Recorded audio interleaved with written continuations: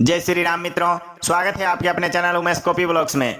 तो मित्रों, आज कथा लेकर के आया हूँ। रामायण की यह कथा बालकांड की है और यह कथा में भगवान श्री रामचंद्र जी, लक्ष्मण जी और गुरु जी सहित मिथिला नरेश पहुंच गए हैं और मिथिला नरेश में श्री सीता जी की स्वयंवर चल रही है।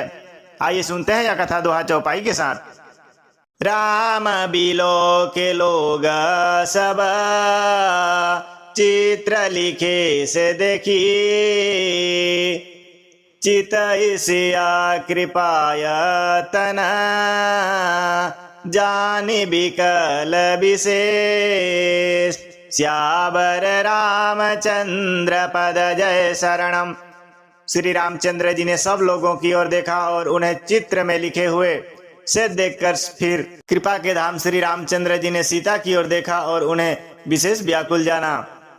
देखी विपुल विकल बेदेहि, निमिष विहात कल्प समते। त्रिसित बारी बिनु जो तनु त्यागा, मोय करई का सुध तड़ागा। उन्होंने जानकी जी को बहुत ही विकल देखा। उनका एक एक क्षण कल्प के समान बीत रहा था। यदि प्यासा आदमी पानी के बिना शरीर छोड़ दे तो उसके मर जाने पर अमृत का तालाब भी मिल जाए तो क्या फायदा। का बरसा सब कृषि सुखाने, समय चुके पुनि का पछिताने। अस जिया जानी जान की देखी, प्रभु पुल के लखी प्रीति विशेषी। सारी खेती के सूख जाने पर वर्षा किस काम की, समय बीत जाने पर फिर पत्ताने से क्या लाभ।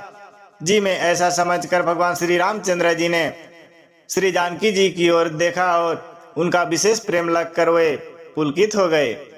गुरहि प्रणाम मन ही मन किन्हा, अति लाघव उठाई धनु लिन्हा।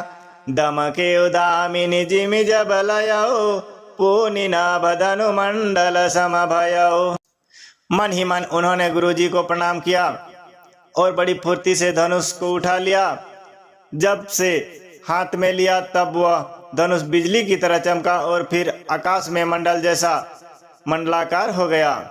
तेल चढ़ावत खेचत गाढ़े, काहू न लखा देख सब उठाड़े। तही क्षण राम मध्य धनु तोरा, भरे भवन धुनि घोर कठोरा। तेले चढ़ाते और जोर से खींचते हुए किसी ने नहीं लखा, अर्थात ये तीनों काम इतनी फुर्ती से हुई कि धनु को कब चढ़ाया, धनुष को कब उठाया, कब चढ़ाया और कब खींचा, इसका किसी को पता नहीं लगा। सब ने श्री रामचंद्र जी को धनुष खींचे खड़े देखा। उसी क्षण श्री रामचंद्र ने धनुष को बीच से दो टुकड़ा कर डाला। उसमें भयंकर कठोर ध्वनि उत्पन्न हुई। सभी लोग वहां के उपस्थित भयभीत हो गए। हे भवन घोर कठोर रव रवि, बाजित जी मार्गो चले। चिक रहि दिगज डोल माही अहि, कोल कुरुम कल मोले।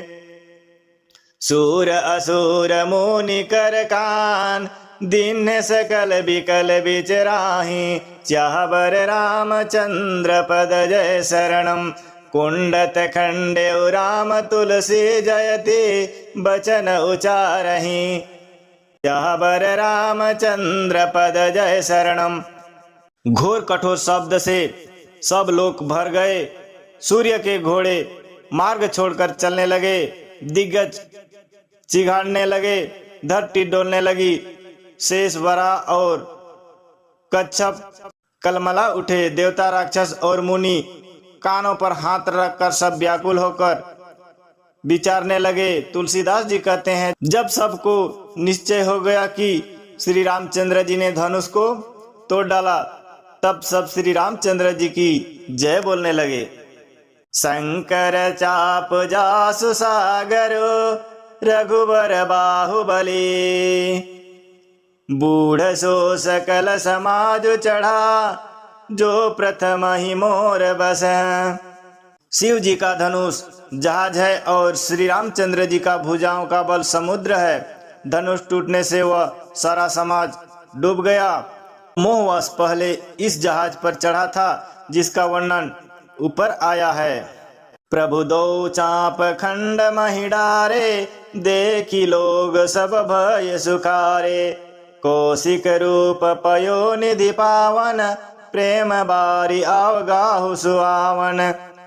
प्रभु ने धनुष के दोनों टुकड़े पृथ्वी पर डाल दिए। यह देखकर सब लोग खुशी हुए।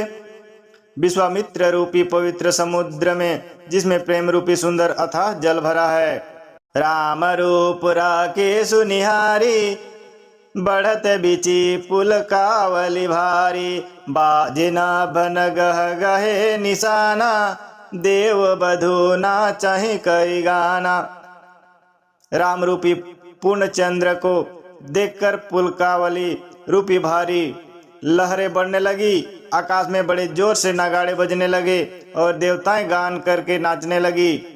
ब्रह्मादिक सुर सिद्ध मुनीसा, प्रभु ही प्रशंसा ही देखी आशीषा। बरिसहि सुमन रंग बहुमाला, गावहि किन्नर गीत रसाला।